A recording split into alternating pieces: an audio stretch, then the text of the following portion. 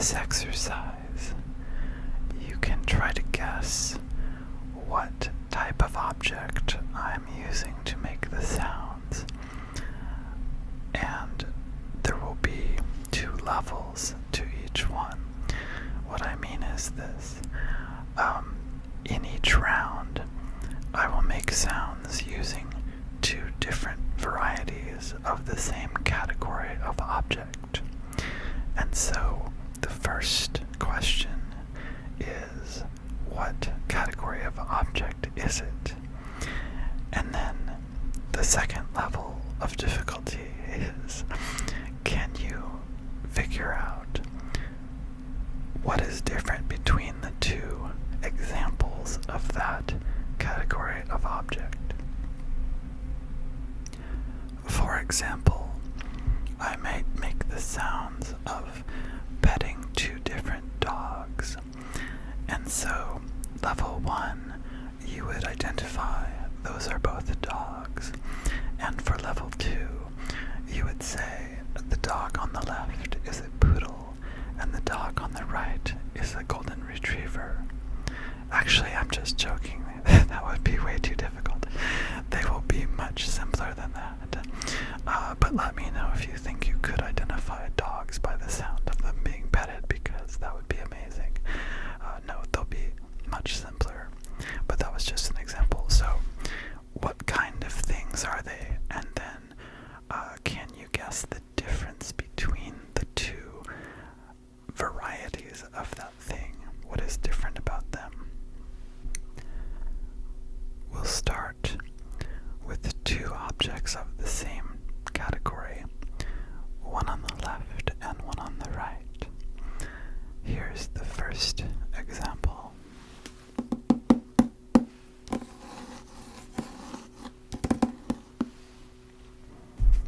And here is the second example on the right.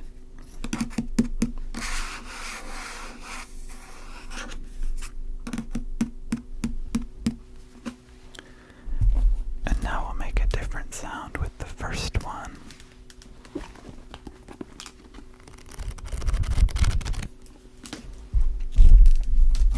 And a different sound with the second one.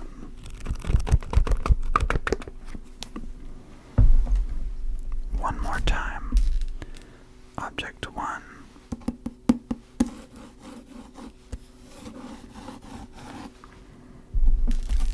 And 2.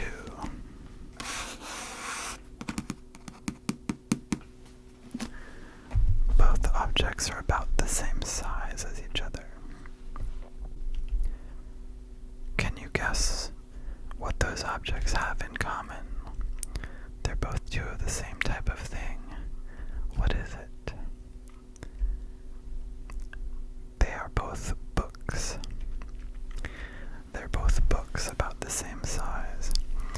Now, could you hear a difference between the one on the left and the one on the right? What do you think distinguishes these 2 books? The one on the left was a hardcover book, and the one on the right was a paperback book. I always like the sounds of books, flipping the pages, tapping on books, scratching on books. It's a nice sound. Let's try another pair of objects of the same type with a difference between them that you can hear. Here's object 1 on the left.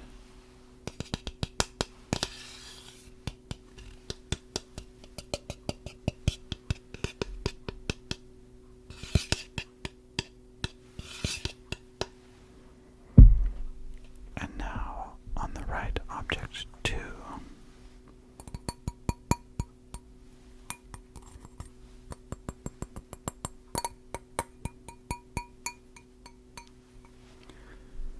Once again, object 1, let's revisit that one.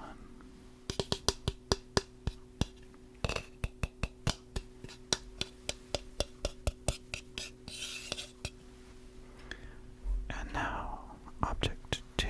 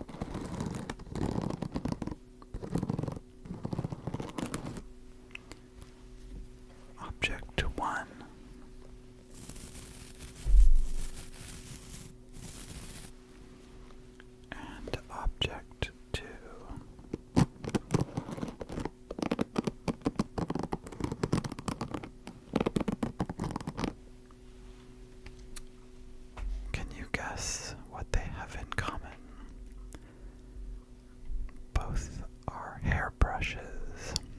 Hairbrushes. The brush on the left is made of natural materials, natural fibers. The one on the right is made of plastic bristles. Natural bristles. And plastic bristles. Okay, let's try another exercise. In this case, the two objects are made of the same material, but there is something else different about them. So what are they, and what is different? Object 1.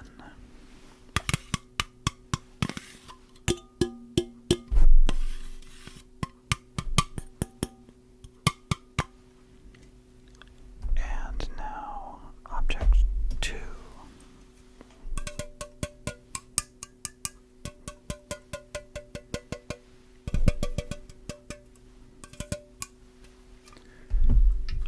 Object 1 again.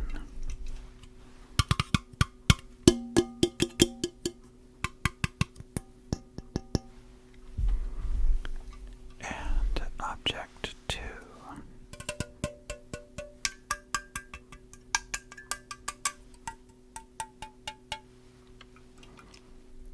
Can you guess the difference between them? What are they? These are both cans. They're both cans of mineral water. And what's the difference? Object 1 is a can of mineral water that is empty.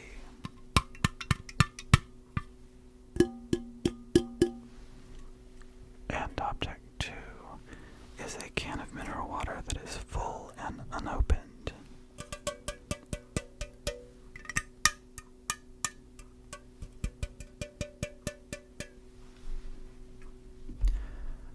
Okay, now let's try a really difficult one.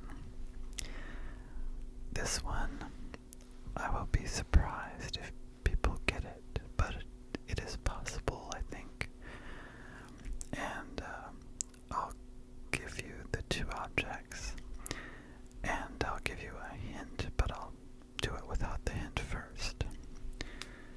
Object number 1.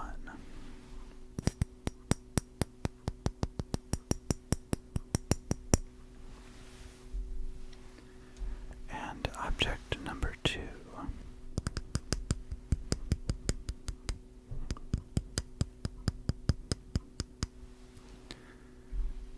Object number 1 again.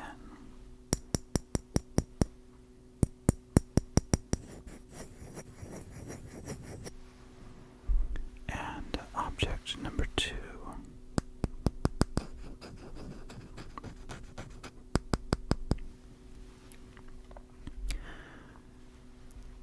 Now I'll give you a hint that both of these are something you can eat.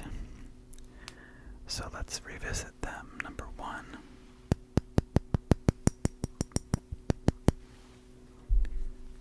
And number 2.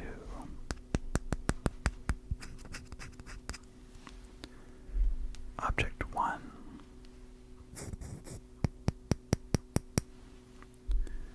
And object 2.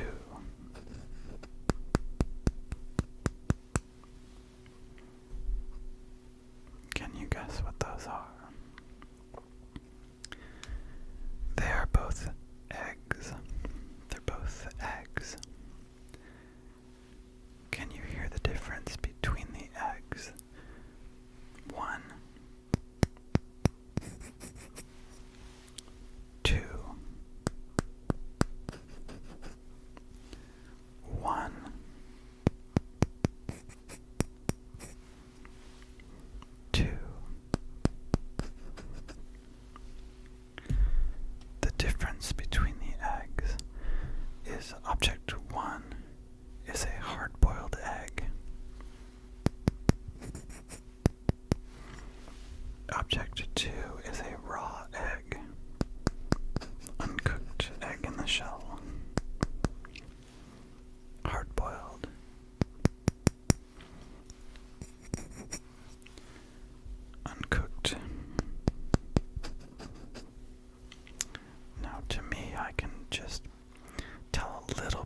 difference in the sound.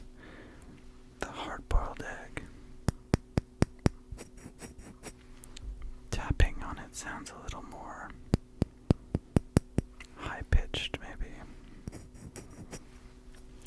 And the raw egg. Tapping on it sounds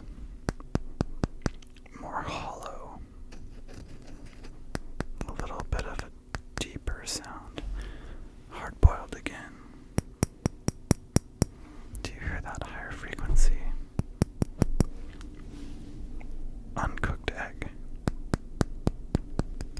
Do you hear that sort of flatter, lower frequency? And I think this is interesting because even if you didn't get this right, you probably can learn to hear the difference in the sound between tapping on a hard-boiled egg and tapping on a raw egg. And isn't that kind of wild and fun that you can hear whether an egg is hard-boiled? I think that's great. I love these little details about sounds, things that we may not always pay attention to, but they're there if you learn to notice them.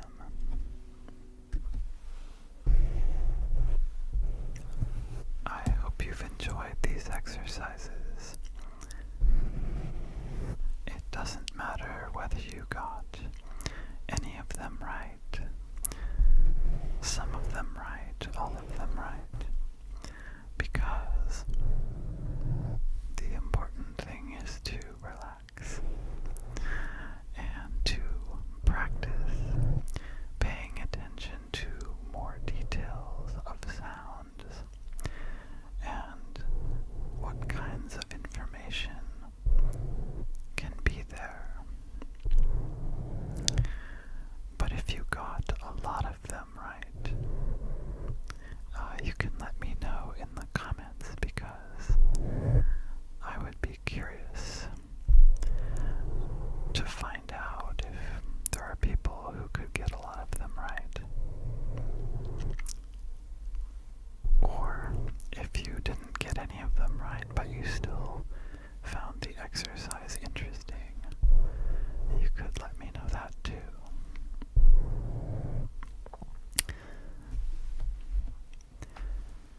Thanks for joining